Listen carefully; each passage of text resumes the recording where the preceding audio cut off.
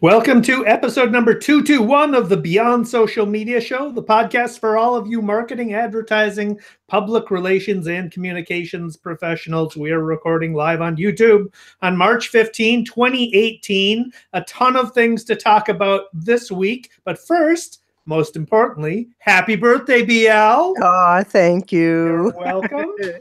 And let's get on to the topics. Among them, a zillion national student walkout, Facebook vocal posts, Ask Eddie Redux, best ever cover letter, Time's Up agency, Twitter verified for all, Quartz obsessing, NYT TV, United fails again, encryption drop dead date, Rihanna, oh snap, Melania to bully social execs, Facebook Newswatch, YouTube Wikipedia-fies, Fast and Furious fake news, and we started off with best story of the week. BL, you have the honors. What was the best story of the week? Well, the best story of the week, no doubt about it, was the national student walkout, the 17 minutes when they all walked out of their high school classes. And it didn't just happen in the United States, it happened all over the world. And it was 17 minutes, obviously, to honor the 17 students who were killed in Parkland, Florida. And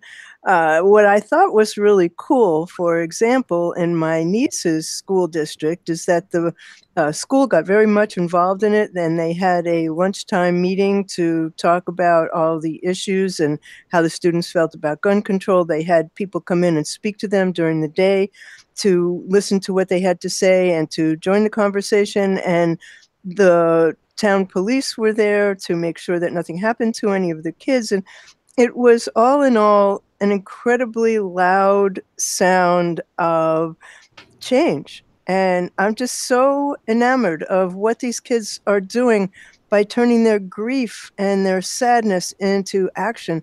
And, you know, even they got to be hearing them in the White House. They just have to be hearing them. And these kids are going to be voting. And, you know, we already won one election and we're going to keep on going in the midterms. The media savviness of the kids is pretty remarkable too. I saw that there was an elementary school that walked out, and the press kit, the 11-year-old children put together handwritten press kits. That was great. That's a no-brainer to cover that, right? Uh-huh. And a high school in California that put their marching band skills to work by forming #enough on the football field. So the aerial shot had these kids lined up spelling out #enough. So very, very smart, very media savvy kids in this protest. It's very good. Raising their voices in protest. Facebook may not be raising their voice in protest, but they're raising other people's voices in India. This is according to a TechCrunch article by Josh Constein that the original post weirdly has been deleted, but I found it in Google Cache. So here's a pro tip for you.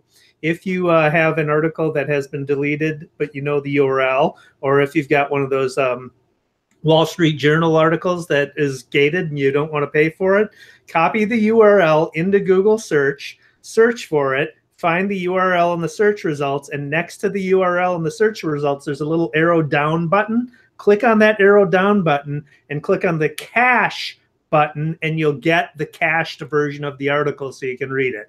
Pro tip for you. The gate? Yeah. Pro tip for you. Good one. You're welcome. Don't say I never did anything for you, right? So anyway, this deleted article I found through cache because I came across it in my feed, went back to it. It was a 404 error. So that's how I found it. Anyway, Facebook, according to this article, is now testing voice clips as a status update option for a small percentage of users in India. It was first spotted by a Twitter user who has some screenshots that we'll share with you in the show notes. But the article speculates that this would be a way of encouraging people to share more content on Facebook because the sharing of original content has gone down on Facebook. And people are more conscious when they're conscious of doing video because people don't like to be, a lot of people are camera shy. They don't want to be in front of a video. So making it audio will make that less awkward or less self-conscious for people. Facebook already does offer private voice clip sharing through their Messenger app. And keep in mind that Facebook is building a smart speaker called Portal that is due out in July. So they're probably collecting voice data to learn from as well through the voice status updates.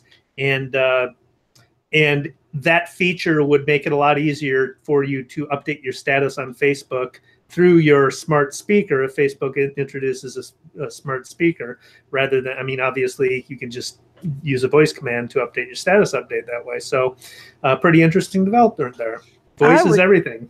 Definitely have that in worst. I mean, just the thought of the cacophony that is already present on Facebook, and to add voice posts that people can't edit, I just find it scary. But on a happier note, we covered a young man named Eddie, who was manning for a week in an internship. He was manning the UK's Southern Railroad Twitter account. And, you know, on that account, everybody's furious all the time, the delays and the cancellations. And you know, anybody who would be doing social media there had to be scared to death, but not him. Because the 15-year-old kid, he posted that he's ready to answer your questions about absolutely anything. And so he started to answer questions about anything you could possibly think of. And then that internship was up, and I guess he was just having so much fun that he's now Ask Eddie Smith and doing the same thing, you know. And you can ask questions like one of the ones that was asked when he was with the railroad, and this is the same type of content that he's getting now. Urgent question, Eddie, would you rather have rollerblades for feet or chopsticks for hands for the rest of your life? And he said, rollerblades for feet. I feel like I would get used to them pretty quickly and be able to get places quicker. And then somebody asked him, if a jogger runs at the speed of sound, can he still hear his iPod? He said, well, he wouldn't be jogging anymore. And, you know, good point. So that kind of thing is now hashtag Ask Eddie, and it's Ask Eddie, Ask Eddie Smith on Twitter, and he's just adorable. Well, the best internship in the world. If he wants to take it to the next level, he should pay attention to this next story, because this is the best cover letter in the history of cover letters ever. It is. Ever. It really is. This is from a Fast Company article I found. A bunch of people reporting on it, but it's a video cover letter by a Texas copywriter named Chase Zreet, who was trying to get a job at Wieden+Kennedy to work on their Sprite account. So the cover letter is a rap music video featuring Zreet attired in yellow and green suit, that's Sprite's brand colors. And he has a thick gold chain around his neck that's holding a lime/lemon. So that's obviously a Sprite reference as well. And he just raps with insanely clever lyrics about how he really, really wants the job. So one sample lyric is, no wife, no kids, I can write all night. That was my favorite line. So funny that you like that the most. Yeah. So it's adorable too. Absolutely. So it's well worth watching to completion. We'll put it in the show notes. You can watch it at beyondsocialmediashow.com/221. Don't step on the URL, BL. So watch it to completion. The video has gone viral. It's got the attention of the creative industry, but also someone at Coke's head office. Zreet says he was surprised by how positive the general response has been. The quote in the article says, the internet is not a categorically kind place, but I'm fortunate enough that it has been kind to me. I've accepted a position at Wieden+Kennedy, New York City, and the agency confirmed he will start in April. So good for him. I can't wait to see what he does either, right? You know? Yeah, so he had to move from Texas to New York. That's a big deal. So in the advertising world, a major initiative to address sexual harassment and systemic inequality in the workplace has been launched by more than 180 female C-suite advertising agency leaders, and they've partnered with Time's Up to form Time's Up Advertising.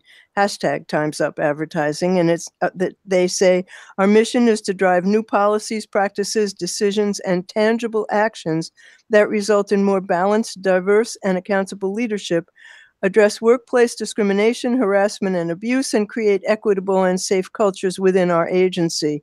They're basically organizing as a global force for business reform across industries. And they're hoping to make things really, really change. And to kick things off, they're going to be holding community meetings in New York, Los Angeles, San Francisco, Chicago, and Toronto to listen to what people have on their minds, and also to figure out, like, what is the next step in the Time's Up movement.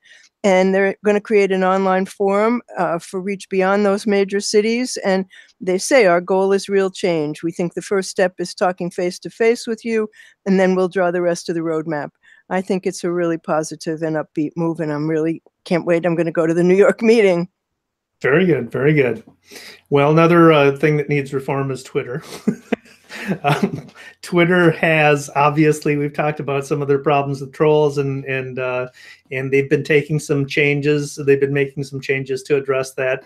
One of which was the enforcing you can no longer simultaneously tweet from multiple accounts, which is a good attempt at keeping trolls from spreading messages and fake news. But this one is from a Washington Post article by Hamza Shaban.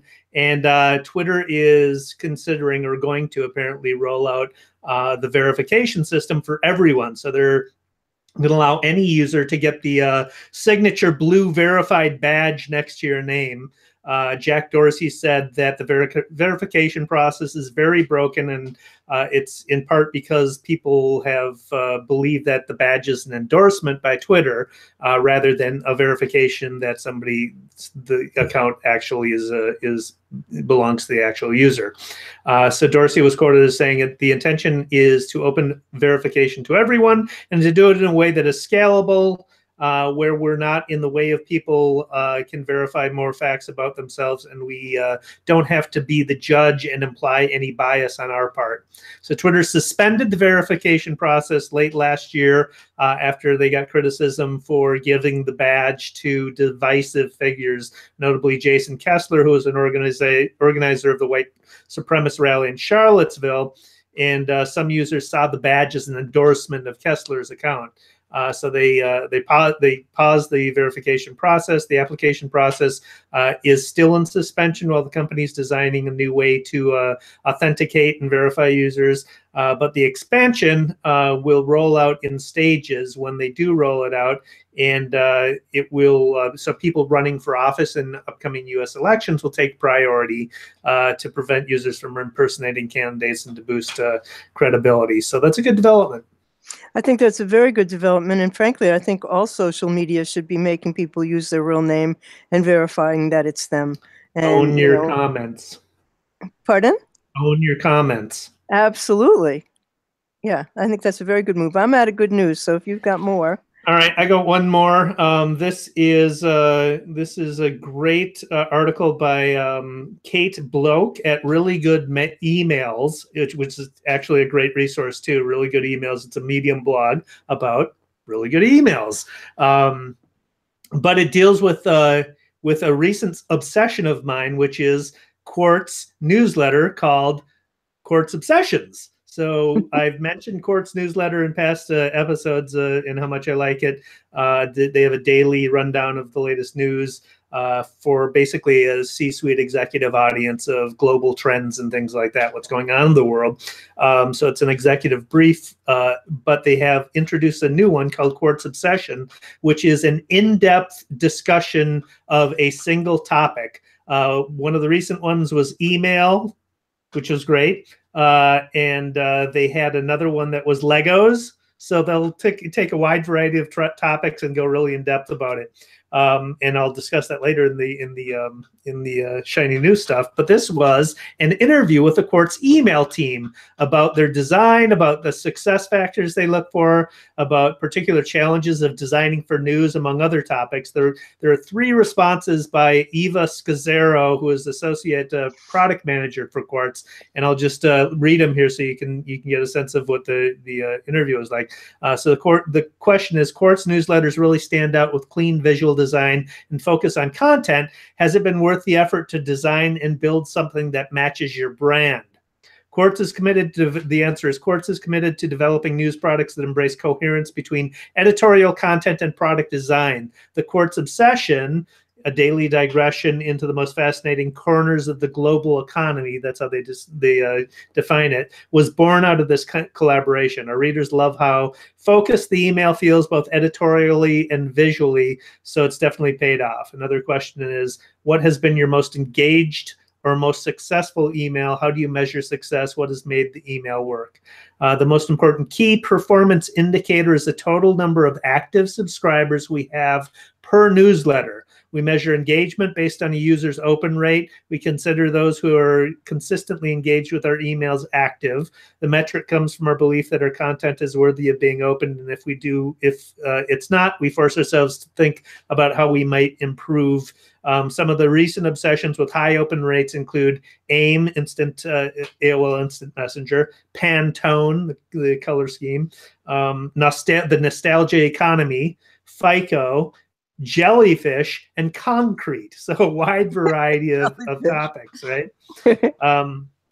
Beside open rates, we look at qualitative feedback we get from users who are replying to the email or interacting on Twitter. And final question: what is the hardest part of designing for news? How do you think it differs from other industries, and what are your unique challenges? Answer is, I would argue the integrity standards in journalism bring up interesting questions in our design process more than other industries. For example, how quickly image credits load may affect the perceived legitimacy of the story.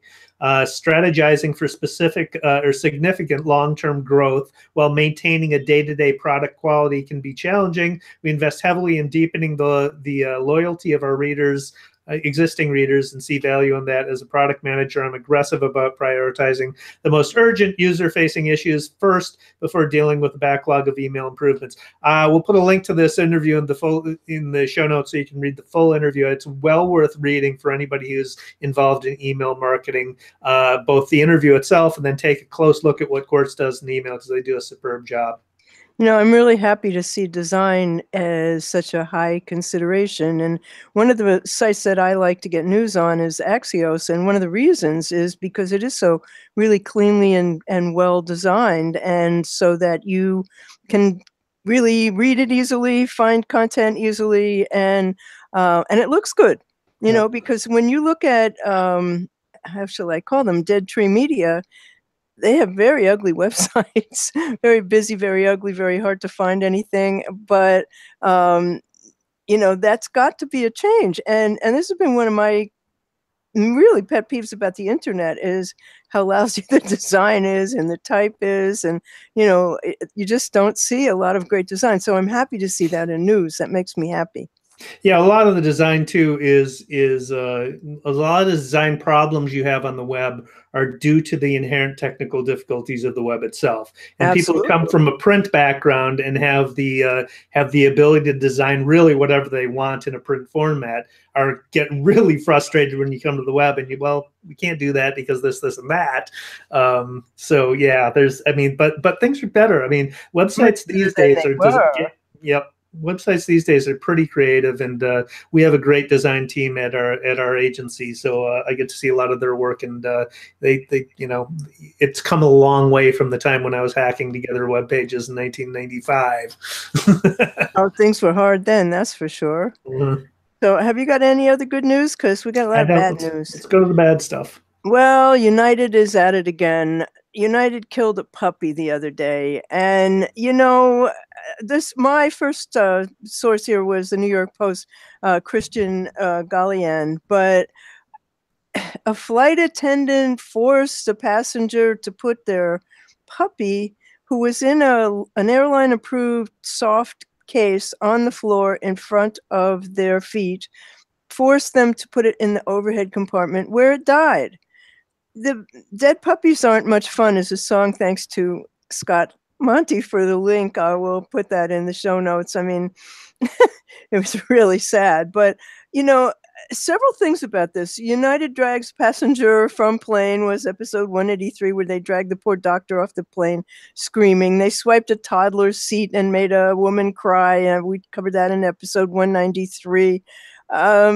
They just can't get it right, and they apologize, blah blah blah. Did they fire the flight attendant? I haven't seen that anywhere.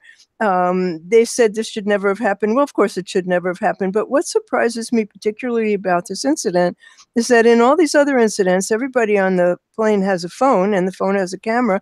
There doesn't seem to have been a video of what happened here, and all these people were quiet for 3 hours while the puppy was up there, and it had stopped barking and it was bouncing around, and like nobody challenged it or did anything. There's some strange aspect to this story that I wasn't there, I don't know, but there's something even weirder than the usual United stupidity. But it's just unacceptable. It's unacceptable. Well, you forgot to mention United breaks guitars too. Oh, right. So that was yeah. the original United screws up royally story. And I was planning on doing a after they beat up one of the passengers, I was planning on doing a case study in how United continues to screw up their reputation with these customer service problems. But then I thought, well, I'll just have to keep updating it. Yeah, exactly. And I mean, 1/3 of all the pets that die on airlines die on United. And, so this is not really new. And you're right. You would have to just keep updating it. And, honestly, I wouldn't fly on United if it was the last airline on Earth. I just don't really appreciate their behavior. But I mean, you just don't kill puppies. You just don't do that. And then for another family, they shipped their puppy. They were going to move to Texas, I think. They shipped their puppy to Japan, and it might come back. United is a mess. Yeah, they are. This is not nearly as much of a mess, but it kind of is for me. This is from the Google's Chromium blog, which is about Google Chrome, and it's by Emily Schechter.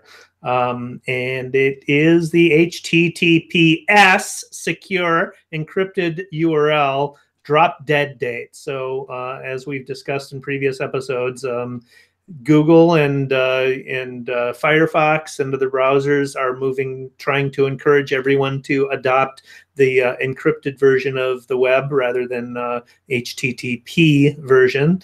And Google has put on a drop dead date. So July 2018 is when Chrome will mark all HTTP sites that as not secure. You may have already seen the not secure notice popping up on your browser when you come to some sites. We our Beyond Social Media Show site uses HTTPS. I've got other sites that are just content.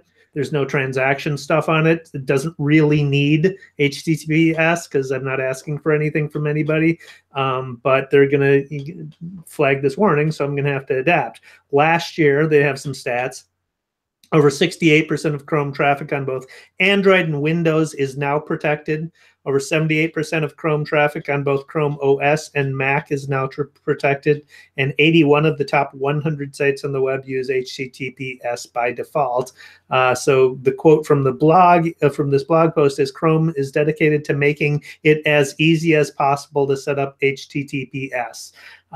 They have mixed content audits with a tool to help developers migrate their sites to HTTPS.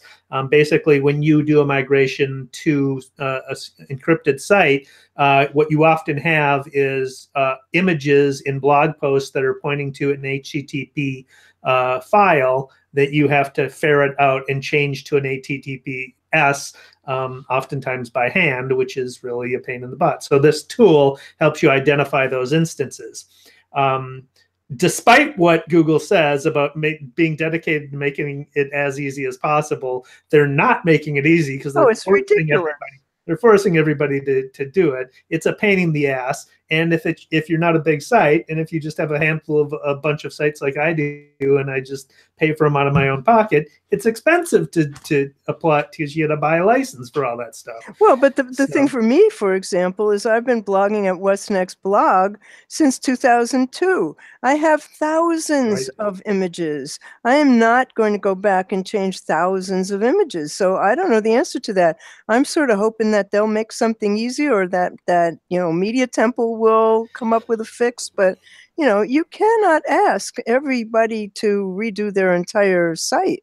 I don't think that's reasonable, but my site's not secure. Yeah. Shit. So today, Rihanna, with one post, took a blast at Snapchat, who did one of the stupidest things in the history of the world, and their shares immediately fell. This is from a Bloomberg story by Sarah Fryer that's trending on Twitter. An ad ran on Snap today asking, honest to God, would you rather slap Rihanna or punch Chris Brown? And so she went to Instagram and called them out, and their shares immediately took a dive. And somebody tweeted, Mark Zuckerberg's been trying to kill Snapchat for years, and Rihanna did it in an afternoon. That's power and influence. Isn't that great? Yeah. She wrote, what Rihanna wrote was, now Snapchat, I know you already know you ain't my favorite app out there. But I'm just trying to figure out what the point was with this mess. I'd love to call it ignorance, but I know you ain't that dumb. And she said Snap let down victims of domestic violence, which perhaps you might remember she was, and when she was dating Brown. And so she, back in 2009, was all over everywhere.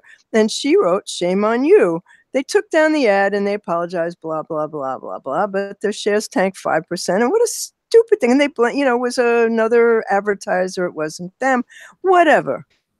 Well, be there. Yeah, I hear you. I understand. I'm sympathetic, but also, I mean, they're not monitoring all the ads that go through. It is the advertiser. That's unacceptable, Dave. There's got to be some way of preventing something like that. Clearly, there isn't, because it happens on all platforms. I mean, they need to develop something. Needs to be done. Sure, but I mean, it's not just Snapchat that is this problem. Is my point. Well, of course, it's not just Snapchat, but it was Snapchat today, and it'll be somebody else tomorrow. Something needs to be done. That's what Time's Up Agency is really going to address. And there's got to be a way of changing that type of behavior. Period. You just do. And well, it starts with the behavior. It starts with not running the ad. It's the advertiser the behavior is in question. Well, exactly. But, there's got to be a change. The time is up. The time is over. You cannot run ads like that. You just cannot do this kind of stuff anymore. And it has to stop. Yeah, of course they apologize. Of course their shares went down. The people will or will not come back, and it'll happen somewhere else. This is over. It has to stop. Yeah, well, another thing that has to stop is cyberbullying. Although I don't know if this is the answer. This is from a Washington Post article by Tony Rome.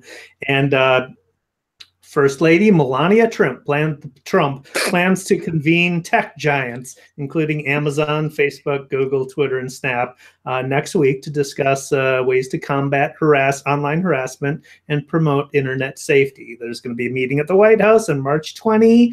It marks the first major policy push by the First Lady, who long ago announced that she would champion combating cyberbullying. So she plans to ask policy executives from the companies to detail what they've sought, how they sought to address digital ills plaguing web users, such as the rise of online trolls, spread of malicious content. You know where I'm going with this, BL. Are you fucking kidding me? A fly on the wall at that meeting. They're got to be laughing their asses off. Until she asks Twitter to ban her husband, she has zero credibility. Zero. On the topic. Lower than zero. Of all people to be doing that, that's incredible. But it's kind of another one of her slaps at him, I think. It's a hand slap at him. Yeah, so only if she gets him banned, they'll sing her praises. She has big influence over him, to be honest with you. or anybody does anymore. There's nobody there with, well, let's not go there.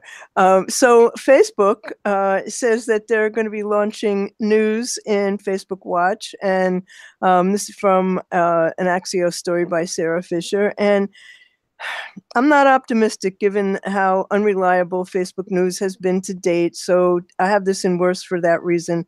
I do not count on Facebook to do news right. I do not think that Facebook really should be a news source. We don't need our news from Facebook, frankly. Okay, is it going to be Facebook producing the news? No, they're going to partner with media agencies, and they're going to have newscasts and well, somebody else is it going to be fake news? Is it? I mean, I just don't think somebody else is doing. If there's somebody else is doing the news, if it's a New York Times or somebody, then maybe this will get somebody to watch. I don't think that the New York Times and other major media are going to come back into a video partnership now with Facebook after the way that they got screwed the last time around. Well, I'm just saying, if it's a legitimate media outlet, then it will or will not be. That remains to be seen. You know, how are they going to prevent fake news? Who knows? They haven't done it to date. Okay, so I just have one last thing to leave listeners with. And it's a too long must-read article, so I'm just going to give you the highlights. This is from the Atlantic, an article by Robinson Mayer, who cites a massive new study, speaking of fake news, analyzing every major contested news story in English across the span of Twitter's existence. So some 126,000 stories tweeted by 3 million users over more than 10 years. So this is another instance of Facebook actually, or Twitter actually being serious about trying to tackle their problems. They've given these research access to all of the data from the entire lifespan of Twitter so that they can do some research and come to some conclusions. So some of the conclusions: by every common metric, falsehoods consistently dominate the truth on Twitter. Fake news and false rumors reach more people. They penetrate deeper into their social network and spread much faster than accurate stories. A quote from the article is, "It seems pretty clear from our study that false information outperforms true information," a data scientist at MIT said, who had looked at the fake news since 2013 and led the study. The name is Shirosh Vasoggi. Sorry, I can't pronounce that. And the quote is, "And that is not just because of bots. It might have something to do with human nature." So a false story reaches 1,500 people 6 times quicker on average than a true story does. And while false stories outperform the truth on every subject, including business, terrorism and war, science and technology and entertainment, fake news about politics regularly does the best. So there you go. Depressing news, but it is well worth the read to understand just how this works. And as you said, it's a positive move on Facebook's part to give them access to the fire hose, and obviously they're trying to address the problem on several levels. And you know, they had their first successful quarter in the first quarter of the year, so I think that's pretty cool. But I think that there's something else here, and it is not just Twitter; it's everywhere. People really need to vet the news before they post it, and you know. This makes me crazy when people post things that they haven't bothered to find in more than one source, that they, the way that these things go among educated people, among people I know, you know, this makes me crazy. I mean, there is, you know, we've posted this several times. There are many, many ways for you to detect crap. And, you know, one of them, the most obvious one, is Snopes. But, you know, if you see something and you don't find it in more than one place, it's often not because that outlet had a scoop. It's because it's not real. So, you know, users have a responsibility as well. And I think that that's never going to happen. Well, I mean, understanding your own biases and cognitive biases, and how the systems manipulate. I mean, basically, they're based on emotion. Social sharing and stuff triggers emotion, and if you understand it, that's the first way to wait. What am I doing here, right? So you got to be self-aware as well. Yeah, I think that's an important part of the whole, quotient here. So YouTube is making a move to against conspiracy theories being on their site. And, given this is from a BuzzFeed report that's by Blake Montgomery, Ryan Mack, and Charlie Warzel.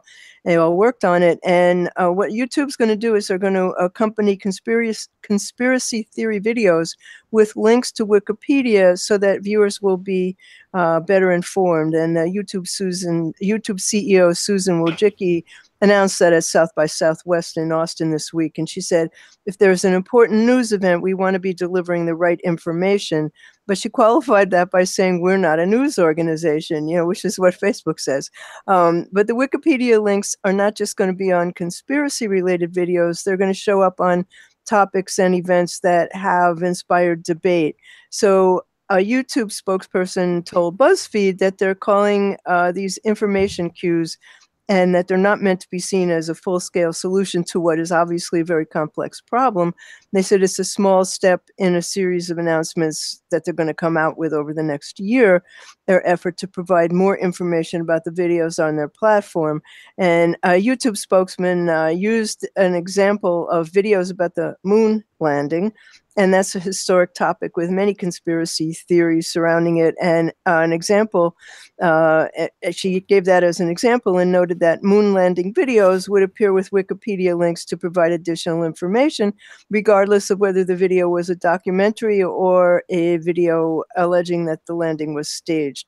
So the problem here is that the reliability of Wikipedia has been disputed over the years, and they have their own page about their own reliability and how you should, check it. And they have a list of all the hoaxes that have appeared there. So there's Wikipedia's own reliability statement, and there's Wikipedia's list of hoaxes. So it is a very complex problem, and perhaps this is going to be the beginning of a solution. Who knows? But, as this thing has grown to the degree that social media is now so much part of the fabric of life, the problems get more complex all the time, and the solutions are, you kind of have to run after them.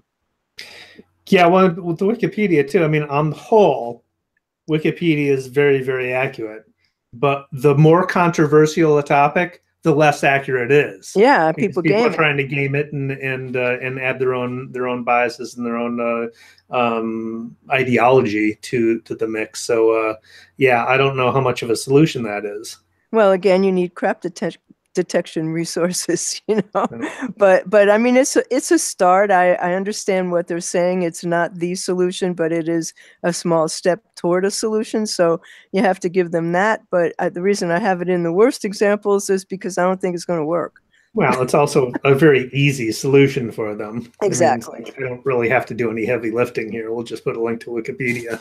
Right. Let them do the heavy lifting. Right. So does that bring us to shiny objects?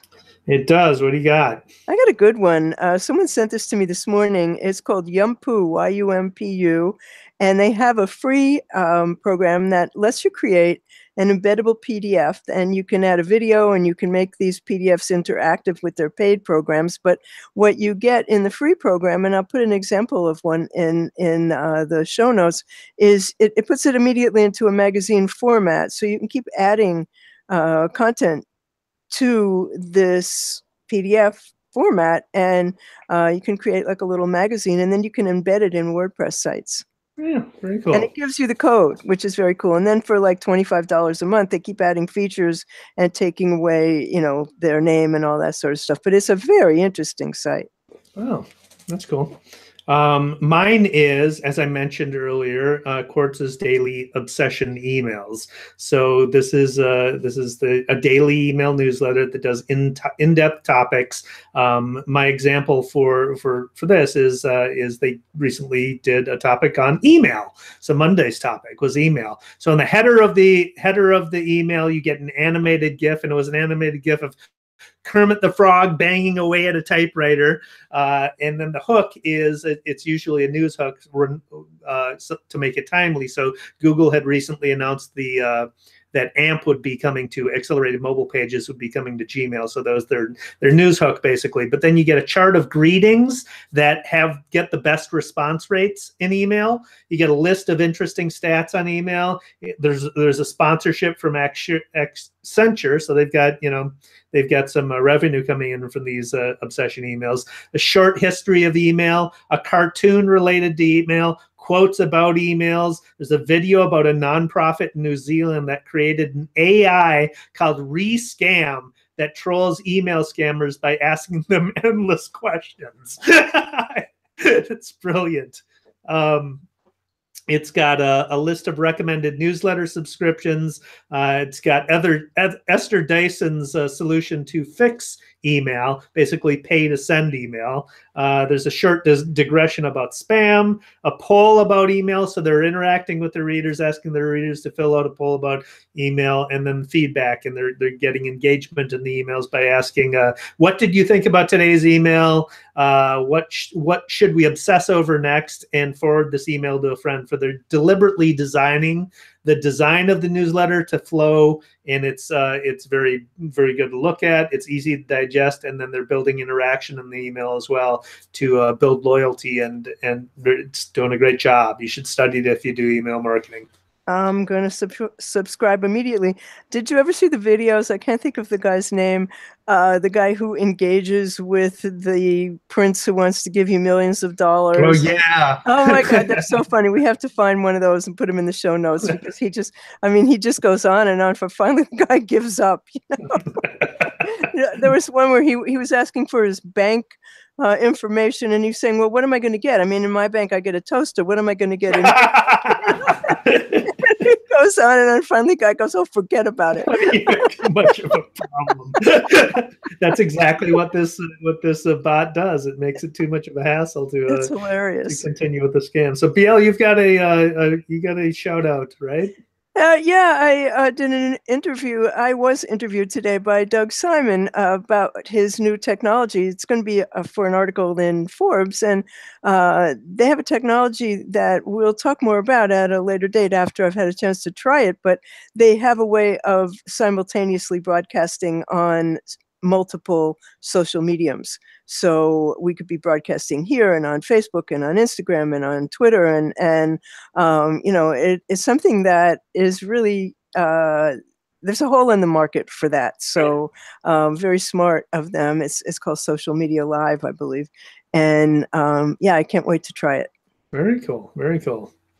Very good. So let's wrap this up with some numbers. This is from a Washington Post article by Emma Brown, dealing with a topic that is in the news a lot lately, and that is searches for Stormy Daniels' name are skyrocketing, according to data compiled and analyzed by Pornhub. Pornhub is great at marketing themselves because they have all this keyword data, and they often come up with these. They have an end of year report about the most popular searches, but they've also clearly they're taking advantage of this. They're news jacking this story and providing some data on searches for Stormy Daniels' name. So she's got renewed popularity. Each time Daniels makes news, their searches for her name skyrockets on the site. And it's one indicator of her market value as a porn star. So says the chart by Pornhub. So they've got a chart that lists the stories that broke and the average above the average of searches for Stormy Daniels in 2018. So above the 2018 average for her name. So on January 12th, the Wall Street Journal broke the initial story, and her searches for her name spiked by 330% above the average. January 30th, Daniels appears on the Jimmy Kimmel Live show, and searches spiked 323% or 25%. February 13, President Trump's lawyer admits to making the payment, and searches spiked 253%. And then on March 6, Daniels sues Trump and searches spike 536%. So very interesting data.